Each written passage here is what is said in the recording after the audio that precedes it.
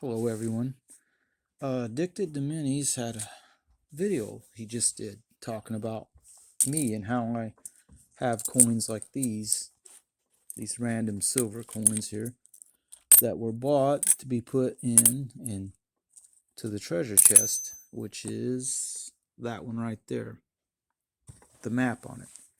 Now, a lot of these, like this one, if I can get a hold of it,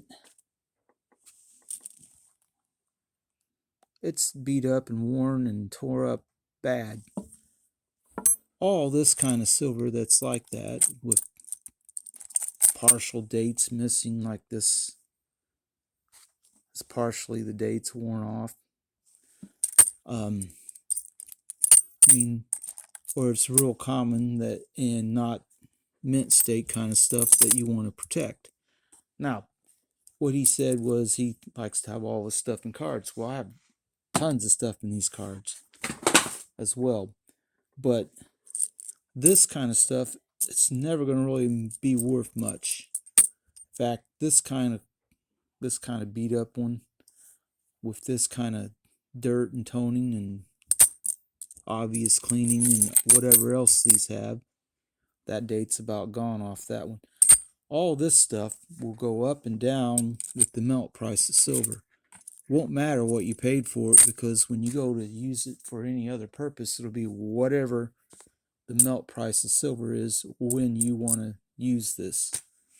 So, with that being said, this stuff is never going to be real valuable in terms of its rarity or something. It's all common date stuff. It's all beat up and worn.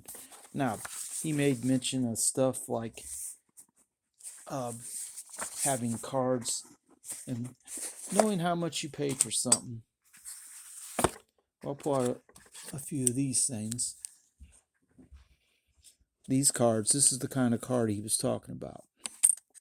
This is a quarter Balboa, and when I bought it, it cost me $8, and it looks like it's pretty well uncirculated. It's a 90% coin. It says 90% right on the back of it. If anybody's wondering, that's what that means, and that's 6.25 grams, 1961. This one's slightly worn, but not real bad. It's got a little bit of wear on it, but I know I paid $6.40 for it, so it's in a card. Now, as you go through all these foreign coins, there's some of them have odd amounts of silver in them. Like this Swedish coin is 40% silver. I paid $2.50 for it. It's pretty well uncirculated. 0.0900. That's apparently how much silver this is. That's what my coin does. That's the ASW. That's what he does with the silver ones. If they're not silver, like something like this, large penny isn't silver. And I did not pay $5 for it. I think it was in a box, 40 cents a piece or something. Let's see if I can find a different silver one back here somewhere that's kind of neat. Oh, like this. This florin is sterling. It's a 1916. It's in a card. It says it's 0.3364 ASW. That's how much silver's in it. It was $8 when I bought it. Price of silver might have been lower then. Let's go over here and look at something else I bought. These two little AU or uncirculated Peru coins, half dinero or dinero, and one dinero, I assume.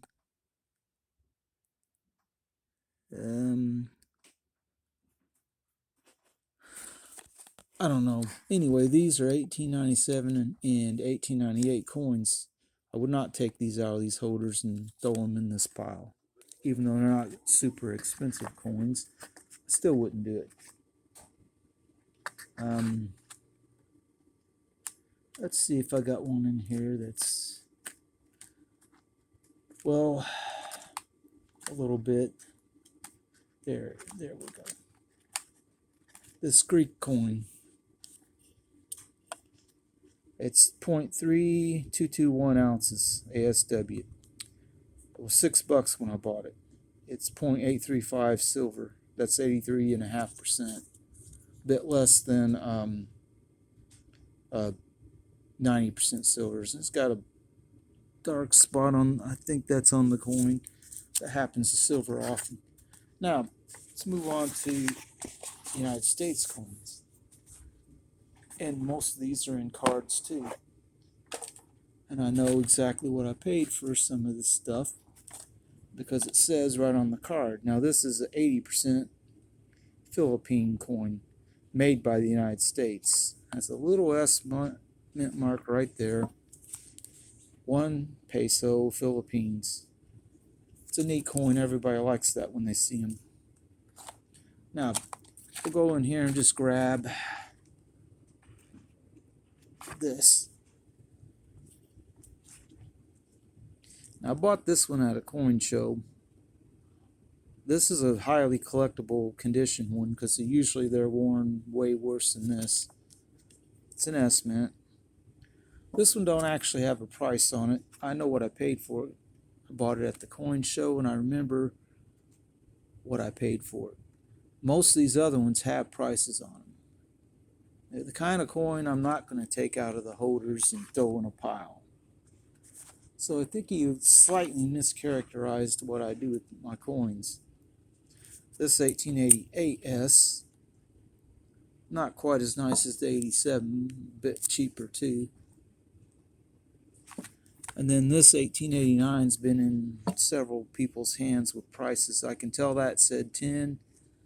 That looks like it might have said 8 under that. And this, that might be someone's thought process of what grade it is. Fine, maybe. And then $12 is the price it was.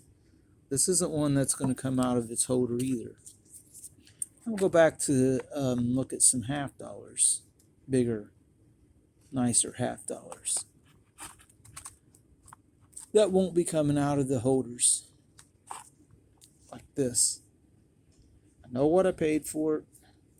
It's not a coin that's going to come out of this and be thrown into a pile. Half dollar. Now, we get into some of the barber coins that are a little bit nicer than they usually are, like this dime.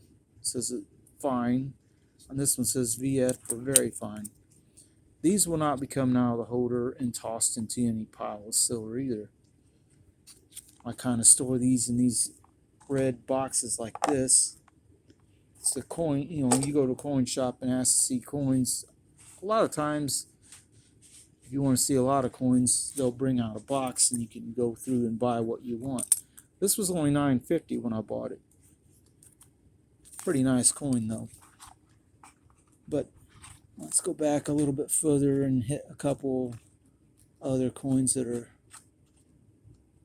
pretty nice. Where is it?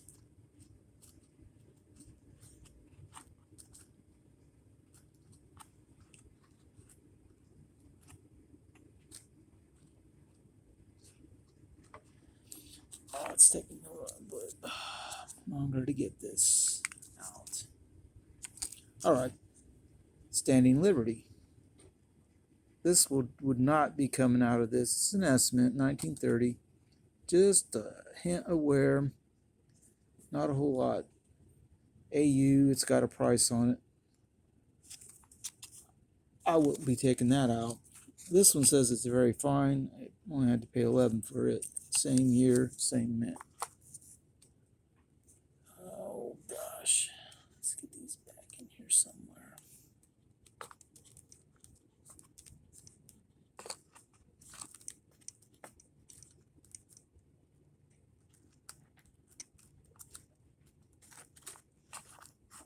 And then put that one back, and then pull out this coin. I just saw it.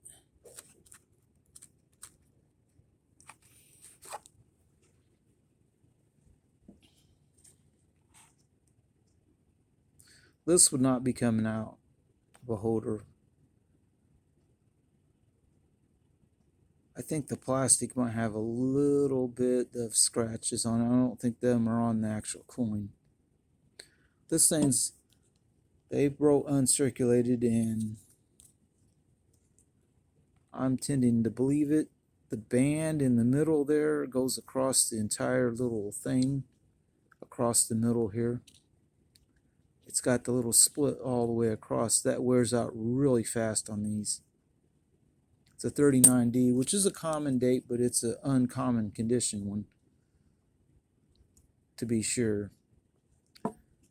I mean, that's really nice.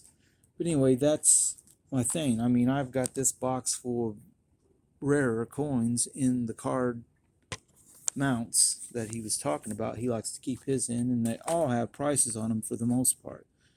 That one didn't, but I know what it was. I could write a price on it, but if I ever decide to resell it, I'll put a little research into it and see what I think I can get out of it. But this kind of stuff, with the date practically gone, you're not going to get any good price off of this. It'll always be at or around melt for silver. Now, if silver goes up to $40 an ounce or something, this will be worth more, but it won't be worth anything extra beyond the silver pretty much. This one's also pretty well halfway gone. And stuff like Roosevelt's, this one's not quite uncirculated. Circulated some, beat up, but there's really no love for them. And these Mercuries, when you've got one that's damaged, it's not going to ever be a valuable coin.